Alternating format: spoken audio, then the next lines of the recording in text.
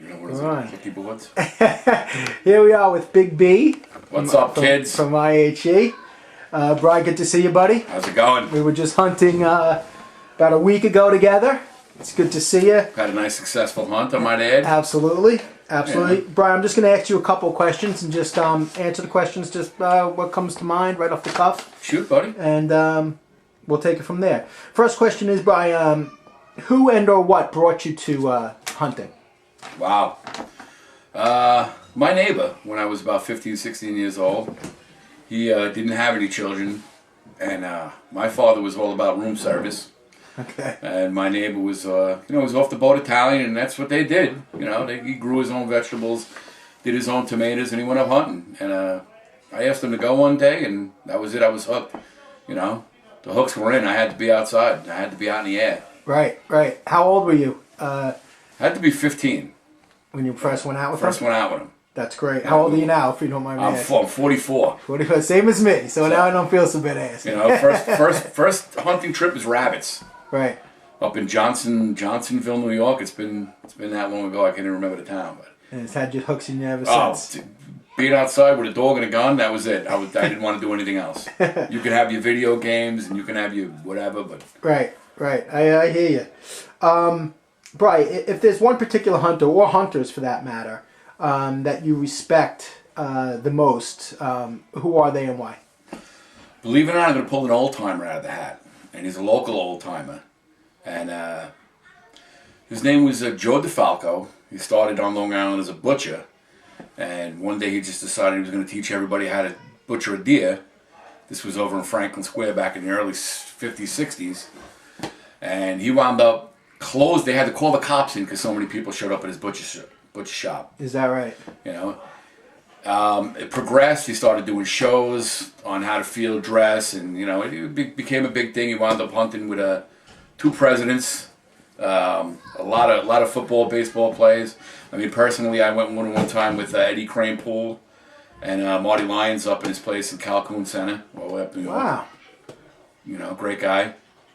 Yeah, he was a man of his word. I gotta admit. Sure. I was at one of his shows in the Plaid Deutsch in Franklin Square. A guy comes in and he drops. He's having a heart attack. So me and another guy wound up doing CPR. Bring the guy back. He's actually still alive today. He's from Plainview. And unbeknownst to me, that Joe was backstage, saw everything, heard everything, and Joe said that night that give me your name and address and you'll hunt with me for the rest of your life. And he was a man of his word. I got a letter in the mail that summer with a key taped to that letter, and he said, "Here's the key to my property. Go enjoy." Wow, hunters tend to be that way, right? Right. That's a good story. I'm going to ask you to use just 3 words, all right? And if you could just describe the hunting experience using 3 words only, what would those 3 words be? I got to say camaraderie. Camaraderie. Friendship. And I'm trying to think of a word, the third word, because there's so many flying through my head. Anticipation. Not just the anticipation of the hunt, but the anticipation of the day. Right. Like, once you're in your tree stand and once you're out hunting, nothing's ever the same. No 2 days are ever the same. Right. Sunsets are different. Sunrises are different. Right. Animals that come by are different. Right. You'll see something one day that you won't see the next day. So while the rest of the world is sleeping, you're seeing nature at its primest and its best. Absolutely. When nobody's looking. I love it. Anticipation. That's Hey, I great. know the answer if a tree falls in the woods. Right. I know that answer. Okay, in the same vein, by using 3 words, and only 3 words, what do you think the 3 most important qualities a hunter should possess? Conservation, safety. Safety should be first. Safety, conservation, and just an overall respect for the outdoors. You got to treat her like a lady, because if not, she'll divorce you. That's a good metaphor, man. Right. If there's one particular hunting experience that jumps out at you, can you share a little bit about it, a narrative? Right now, it's just me and you, man. Ah, that's Me and the you. most recent one, yeah. Most recent one, because I couldn't find that bad boy, man. I got to tell you. I had tears in my eyes. Right. I was ready to cry when I couldn't find them. And that was fantastic. with your right? persistence, we were able to find them. And like, how many times did I say "Holy cow"? Yeah, you know, that was couldn't great. believe it. That was great. I'm so happy that I got to witness all of that. That was me and you. But right now, is there anyone that you're presently mentoring in hunting, or do you have your eyes on someone that you're thinking about mentoring? I take my kids, believe it or not. I get them up at 4:30 in the morning. We'll go out and we'll sit in the marshland and we'll do a little waterfowling out there. You know, I like to get them How out many there. kids you got? I got 4. Okay. And I take my daughter too. That's great. So you're basically, your whole family is... The whole family's outdoors. Is, we're camping, we're fishing, we're out there. That's fantastic. Brian, you hear a lot about the declining population of hunting and or hunters. What do you feel the future holds for hunting? I think if we don't keep it up, there is going to be no hunting. We got to keep it alive, and it's just because it's so easy to go to the butcher, or it's so easy to go to Whole Foods. But why go to Whole Foods when I got a whole woods full of food? You just got to be out there to go look at it, and it doesn't get any more natural than that. Right. You just got to go out there. Absolutely. Right. Do you you obviously you appreciate waterfowl hunting. You hunt big game. You see some of these shows, on Outdoor Channel, profiling hunting in some of the other states. Illinois, Wisconsin, Kansas. You got to come here to New York. Well, I'm going to say, what do you think the differences are between what you're seeing out there and what we see here hunting in New York? I think there's a lot more game, a lot less population. I think it's a little easier out there than it is here. Right. You got so many factors involved down here on Long Island.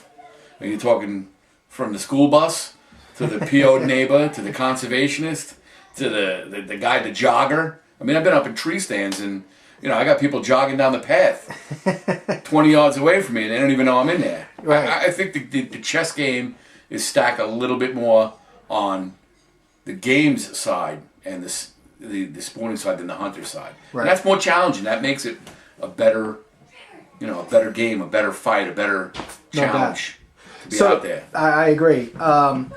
So in that vein, as you just commented on, out of state and compared to New York, but now within New York State alone, what do you feel the differences are between Long Island hunting and perhaps upstate hunting? Like I said, once again, there's more factors to deal with on Long Island. I think it's a little bit more tougher. There might be a little bit more game running around here, but there's a little bit more obstacles. So basically the same. Being concentration issues and everything that comes with it. Being able to pick out, what's game and what's not game. What's a person running, or a dirt bike, or someone, a dog, as opposed to the difference upstate. It's a lot more quieter upstate. You can hear them coming a mile away. Right. Here you got traffic and planes and cards are stacked against you. So you really got to hone in your skills. Right. Absolutely. Brian, do you have any particular hunting goals right now? Yeah. I have a trophy room. I would like to get every species native to Long Island duck-wise on my wall. Oh, that's fantastic. Male and females. How are you making out so far? I'm doing pretty good. But you still got stuff to look forward to. I still got a lot ways to go. Which, that's a good goal. Keep me going. That's great. Brian, you watch the Outdoor Channel, you read hunting magazines and so forth. Is there any particular TV show or publication that you recommend? How about IHE? Second person that said it. See, we're all on the same page. That is great. That's great. Because a lot of those shows don't cater to what we do down here. Right. Because when you hear Long Island, Long Island, isn't that where the Hamptons are? Right. Yeah, but there's another side to Long Island. Probably some of the best fishing is right out here in Montauk. They don't talk about it. No doubt about it. No doubt about it. They don't talk about it. They don't. Some of the best pheasant hunting's out here. Yeah. Incredible duck. Yeah. Incredible duck. Because we get everything coming up this way. Right. Last question, Brian. How do you feel membership in IHE can be a positive force for preserving the tradition that we love, preserving hunting. We need more of this. We need to get the youth involved, get them to put the video games down, get them off the streets or whatever craziness they want to get involved in, and come over here. Hey, look what we can do. Look what we see. Right. You can go out in the woods and you can do this instead of hanging out in the street corner or instead of playing the game. You want the real experience of what are they always playing? These Ghost Protocol. Come out and sit in the woods like the real men do. Right. Right. Come out and experience.